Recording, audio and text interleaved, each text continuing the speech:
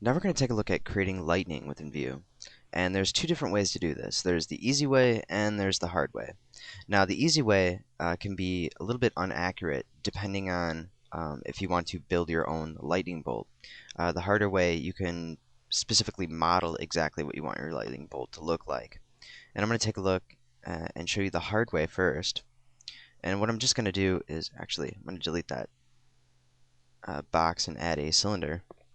And just scale this down on the top axis and then stretch it out on the front view and scale that down again and stretch that out a bit. And now what we can actually do is manipulate this cylinder, matching it end to end and actually making our branches. So we can just hit Control C, Control V for copy and paste.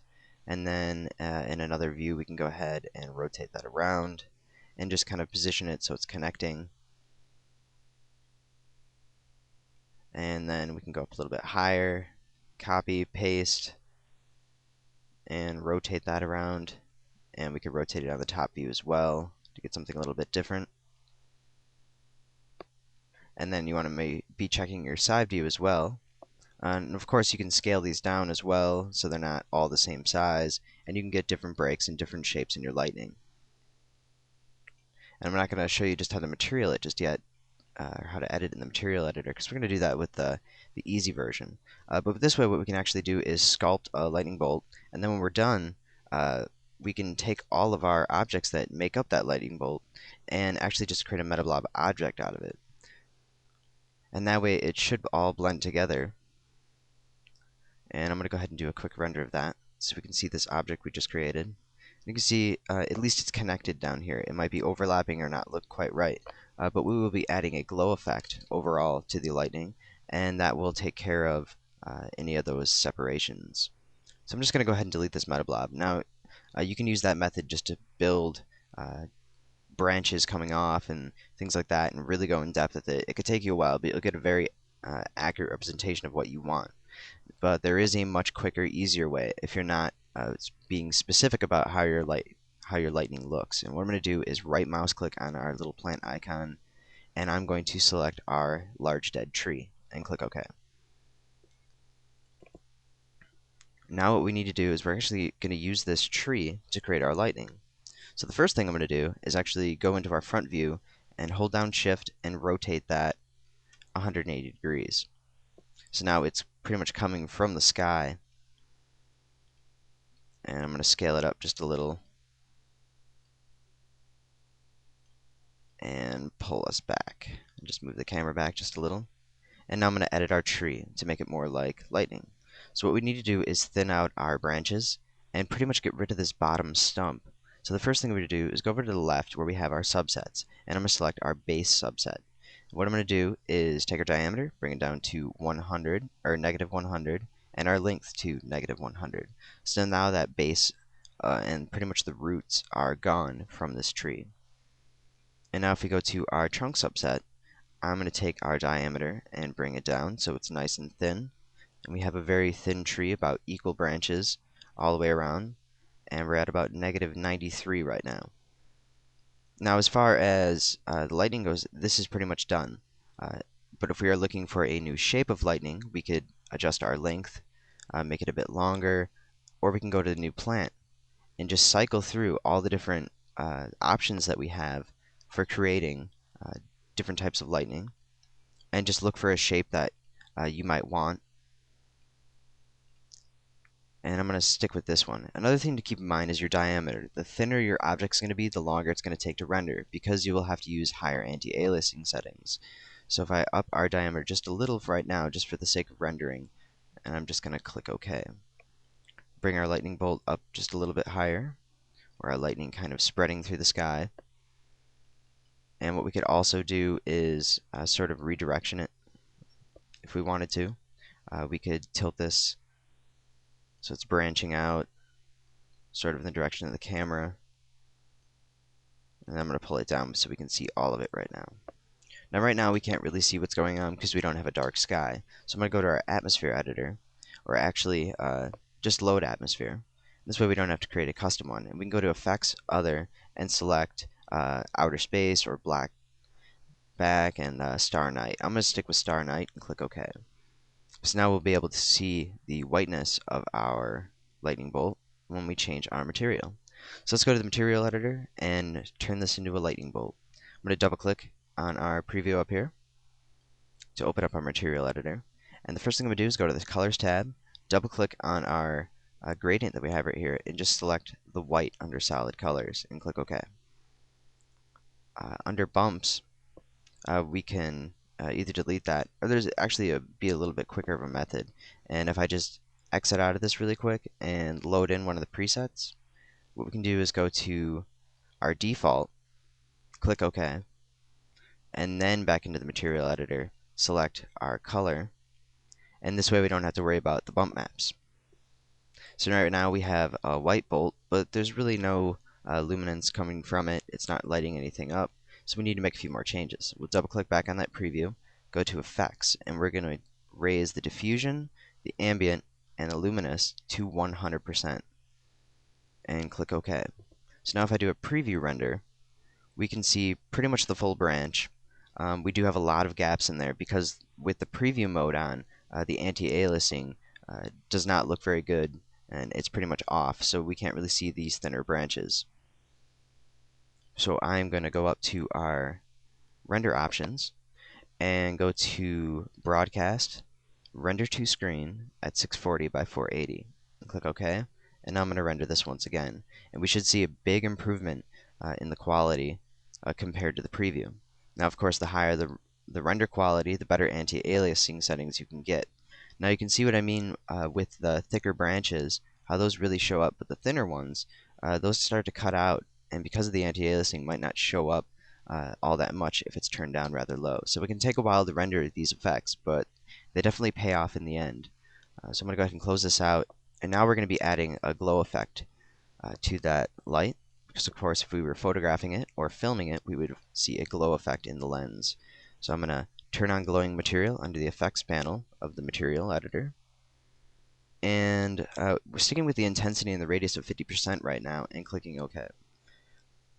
And I'm going to render this once again so we can see the glow effect just at the default settings before we go ahead and actually change it to any specific settings. And then View will take a second to anti-alias that glow effect, and we can see that that is quite large. So what we need to do is scale down the radius, which we can see the radius right here, how far it's going out from our object, and then also the intensity, and it's extremely white throughout these areas, and we want it a little more defined so we can actually see what's going on. So I'm going to go to our effects and turn our radius down to 25% and our intensity down to 25%. And I'm just going to keep them equal right now.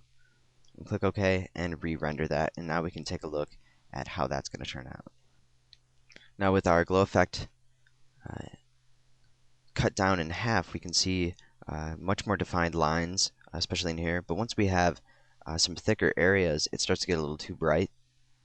So we could just bring down the diameter of that tree, like I was going to do before, to sort of match what these other branches look like. But then we're also going to have to up these anti-aliasing settings in order to actually see that. So I'm going to go ahead and do that right now.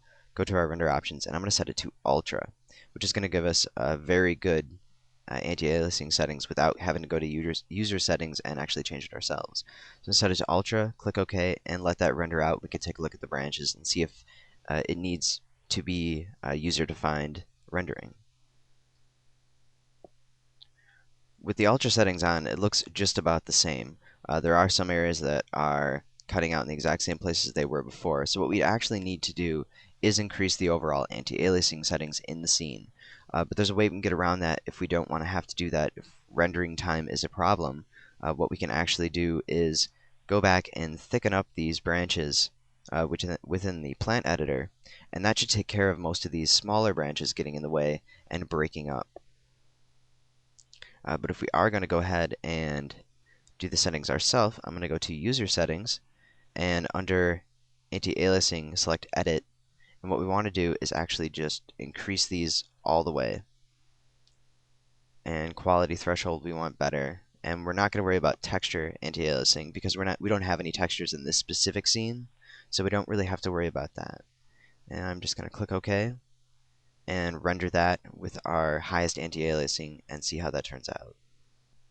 Now, as you can see, the differences between the two renders are huge, both time-wise and quality-wise. Now, this isn't the best we could get it, but it is very close to the highest quality settings we'll be able to get. And as you can see, there are a few broken points in here, but some of that is actually because of the tree itself as well, where branches touch and overlap and start out. So that's part of that. But overall, we can see just about every single streamer coming out of this lightning bolt. But the render time difference is huge. The last frame I rendered was under a minute it took to render, and this one took 14 minutes and 2 seconds to render. So the quality, increasing the quality increases the render time significantly. But then now let's take a look at actually animating this lightning bolt. And there's a couple of different ways we can do that. I'm going to go ahead and close this out. And I'm going to go back to our render options and change this back to broadcast, just so it renders a little bit quickly, a lot quicker when we're just trying to preview this. One of the first ways to animate this lightning is just to adjust it in the plant editor. And what we can actually do is just go to Animation Display Timeline. And this way we can drag our time slider out to about 2 seconds. And we'll just have this lightning bolt spreading out in 2 seconds, which is actually kind of long, but just for the sake of showing the animation, I'm going to set it to that.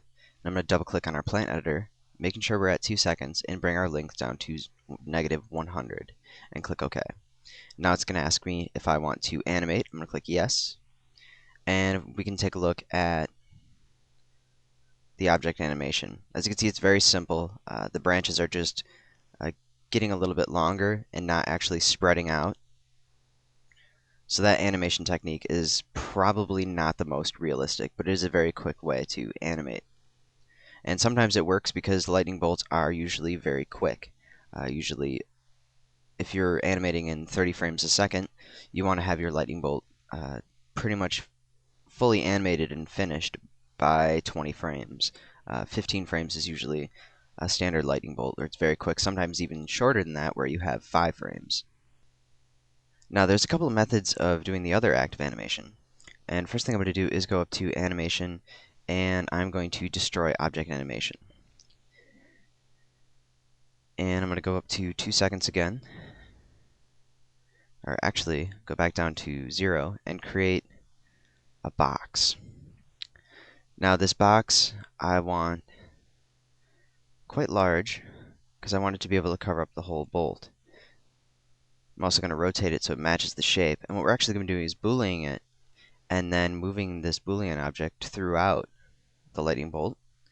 And that way we get some more interesting looking effects.